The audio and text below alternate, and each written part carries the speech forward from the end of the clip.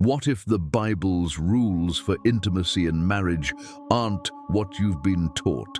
Hidden in Scripture are divine boundaries that could reshape how you view love, desire, and holiness. From shocking prohibitions to sacred truths, we're diving into the sexual sins God forbids in marriage and why they matter for your soul's eternity. Stay with us, because what you discover might change everything. Let's start with a picture in your mind. Imagine a breathtaking painting, a masterpiece where every brushstroke is intentional, every color perfectly placed. That's how God sees marriage. Genesis 2:24 lays it out. That is why a man leaves his father and mother and is united to his wife, and they become one flesh. It's not just a sweet verse for wedding cards, it's the foundation of human connection. But here's where it gets wild.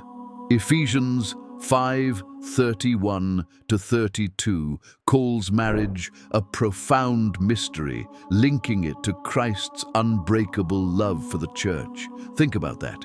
Your marriage isn't just a partnership, it's a living reflection of something eternal. How's that for pressure?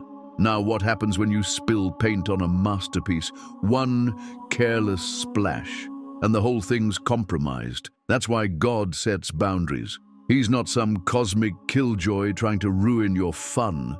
He's like a museum curator guarding something priceless. Have you ever seen those velvet ropes around a famous artwork? That's God with marriage, keeping it safe, pure, and untouched by chaos.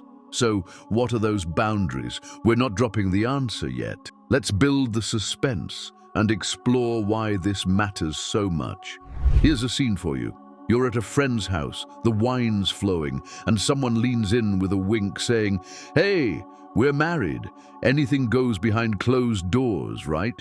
It's a vibe you've probably felt before. Freedom, no rules, just you and your spouse making it up as you go. Hollywood loves this idea. Every rom-com seems to scream, "Do what feels good." But let's hit pause. What if that freedom's a mirage? Imagine driving a car with no brakes, no traffic lights, no speed limits. Sounds exhilarating until you crash. That's intimacy without God's guardrails. Hebrews 13:4 steps in like a reality check.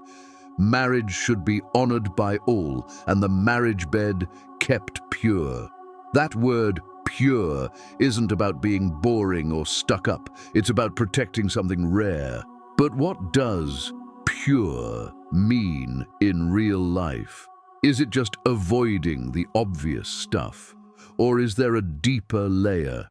And why does God care what happens in your bedroom? Ever wondered that? We're not spilling the full answer yet.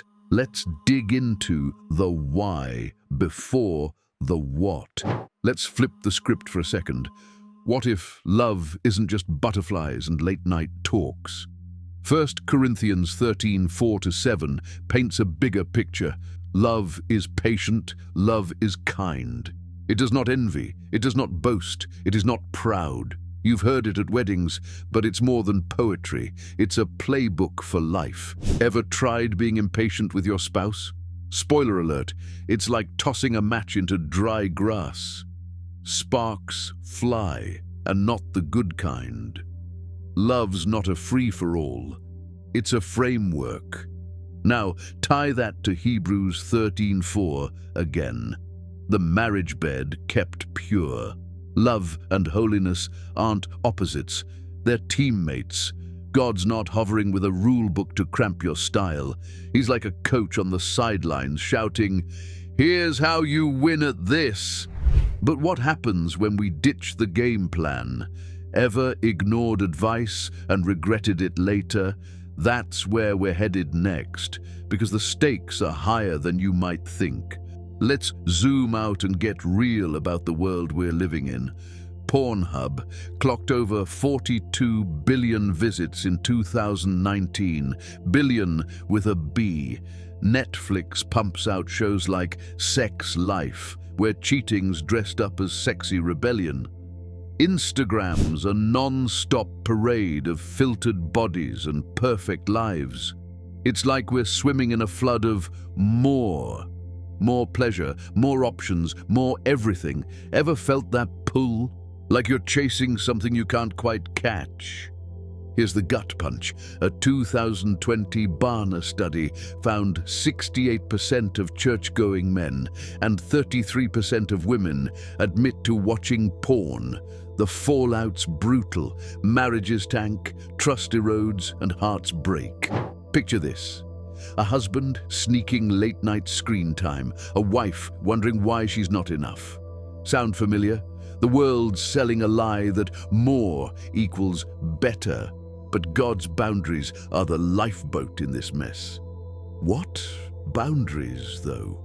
We're getting closer. Hang tight.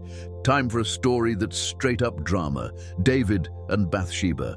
It's spring, and King David's restless, pacing his palace roof. He spots her, Bathsheba, bathing under the stars, all glowy and unaware. One glance turns into a royal summons, then a steamy night, then a pregnancy that throws everything sideways. Her husband, Uriah, is a soldier, loyal, clueless, and inconvenient. David's solution?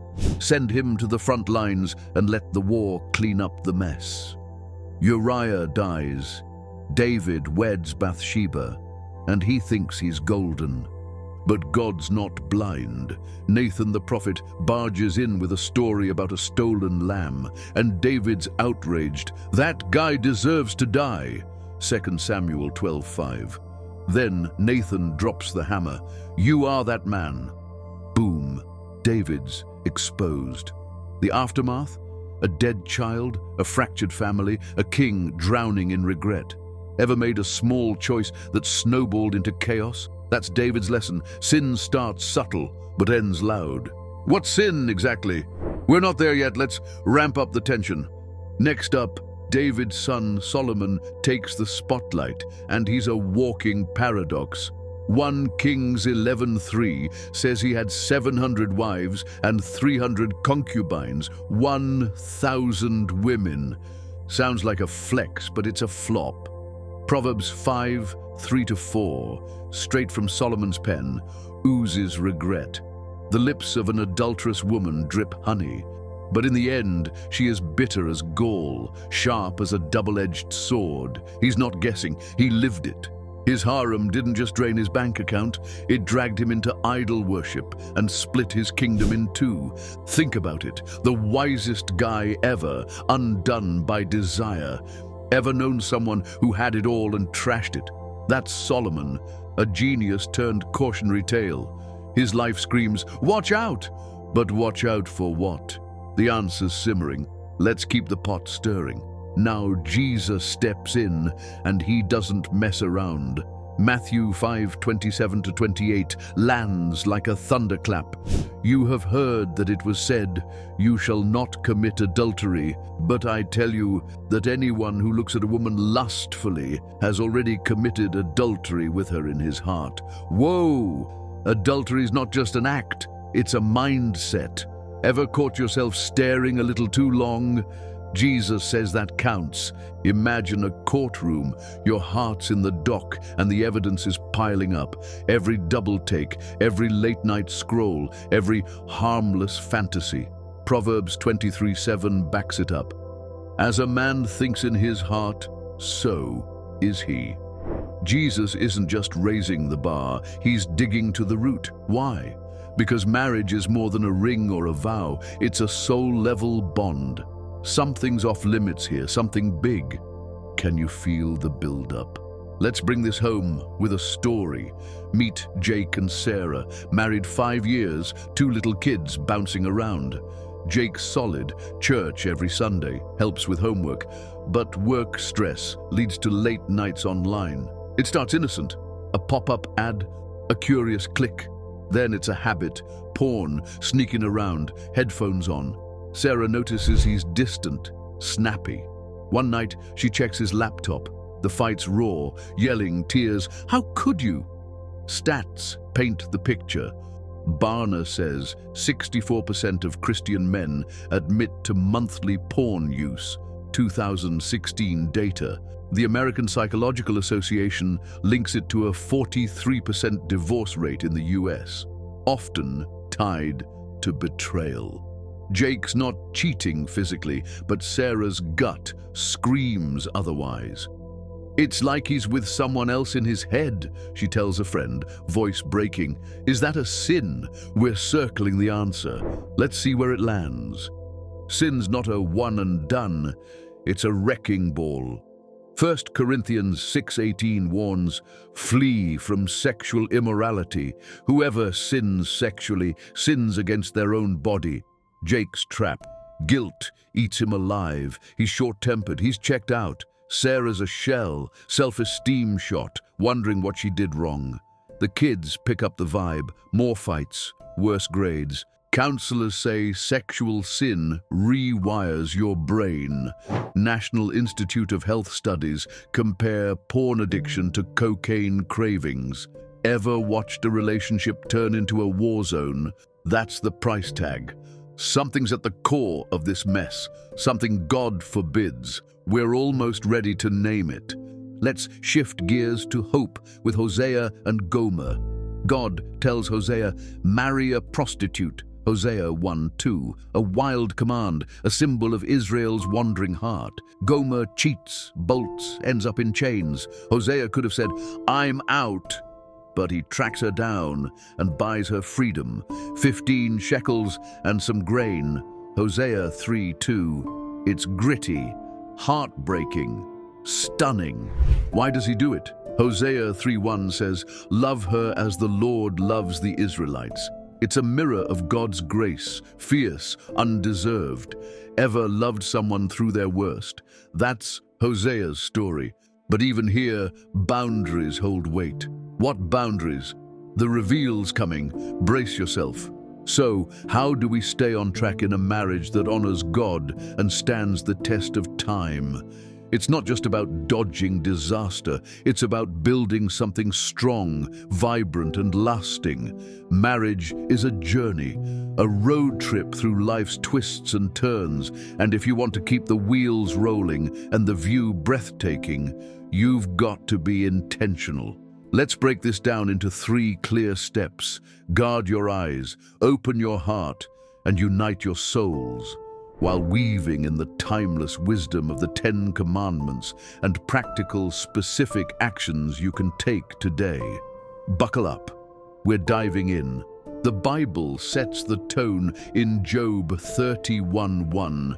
"I made a covenant with my eyes not to look lustfully at a young woman." This isn't just some old-school rule, it's a game-changer for modern marriages. Temptations everywhere, billboards, Netflix binges, that Instagram reel you didn't mean to scroll past. But here's the deal. Your eyes are the gateway to your mind, and your mind's where the battle starts. This ties straight into the 7th commandment. "Thou shalt not commit adultery." Exodus 20:14. Adultery isn't just a physical slip-up, it's letting your gaze wander where it doesn't belong. Imagine you're driving a winding mountain road. One glance too long at the wrong thing and you're skidding toward a cliff. So, what do? Lock down your screens. Install filters like Covenant Eyes or Bark, apps that block the junk before it hooks you. Set a rule: no phones in the bedroom after 9 p.m. Dodge the traps by skipping shows or sites that tempt you to compare or covet. It's not about mistrust, it's about valuing what you've got. Proverbs 5:18 says, "Rejoice in the wife of your youth." Keep your eyes on her, and the journey stays sweet. Next up, let's talk honesty, because a marriage without it is a car running on fumes. Ephesians 4:15 urges us, speak the truth in love, and that's not just a nice sentiment, it's a lifeline. Secrets? They're termites in the foundation of your relationship. Ever held back something? Resentment, fear, a mistake, thinking it'll blow over. It doesn't. It festers. This connects to the ninth commandment. Thou shalt not bear false witness against thy neighbor. Exodus 20:16. In marriage, your spouse is your closest neighbor. Lying, even by omission, chips away at trust. So be real, schedule a weekly check-in, sit down, no distractions, and ask, how are we doing? Anything bugging you? Maybe he's stressed about bills, but hasn't said it. Maybe she's hurt you forgot date night. Say it, gently but straight. Try this. I've been feeling off about X. Can we figure it out together? It's like clearing debris off the road. Messy for a minute, but it keeps you moving. And don't just talk at each other, listen. James 1:19 says, be quick to hear, slow to speak. Truth in love builds a bridge, not a wall. Skip it, and you're headed for a dead end. Finally, let's glue it all together with faith. Matthew 18:20 promises, where two or three gather in my name, there am I with them. Prayer isn't just a ritual, it's the heartbeat of a marriage that thrives. Think of it like syncing your GPS before a long haul. You might hit potholes, but you're on the same route.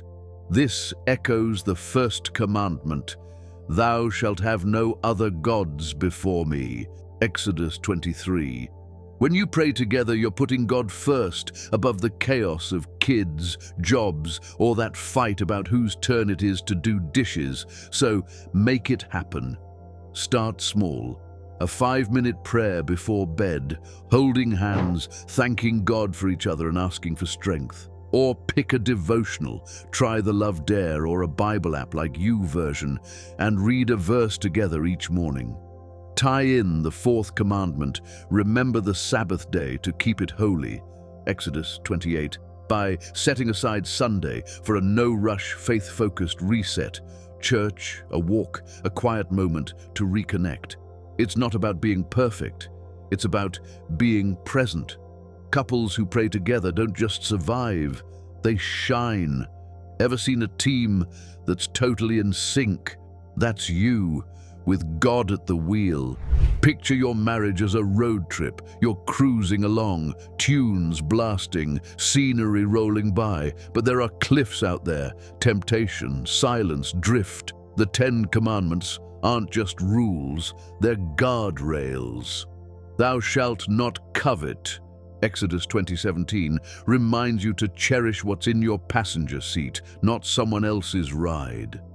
Honor thy father and mother, Exodus 20:12, extends to honoring your spouse's roots, family quirks, and all. Every choice, eyes off, heart open, souls together, keeps you on the path.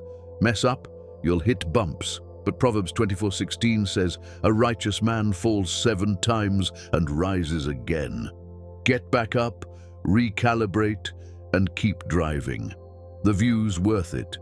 A marriage that's not just surviving but thriving, reflecting God's love like Ephesians 5:31-32 describes a profound mystery of unity and grace. So, why the hard line from God? Hebrews 13:4 ties it together. Marriage should be honored by all, and the marriage bed kept pure. These sins don't just break rules, they fracture a masterpiece. But here's the lifeline. 1 John 1:9 promises, if we confess our sins, he is faithful and just to forgive. Grace is waiting. God's no's aren't shackles, they're the wings that lift marriage to its full glory. Adultery, lust, immorality, they're the potholes, but grace is the repair crew. What's your next move to live this out? Hit like, subscribe to Bible Short Stories, and drop a comment. Let's talk about it. Your marriage, your faith, it's worth fighting for. See you in the next one. Bible Short Stories, singing off.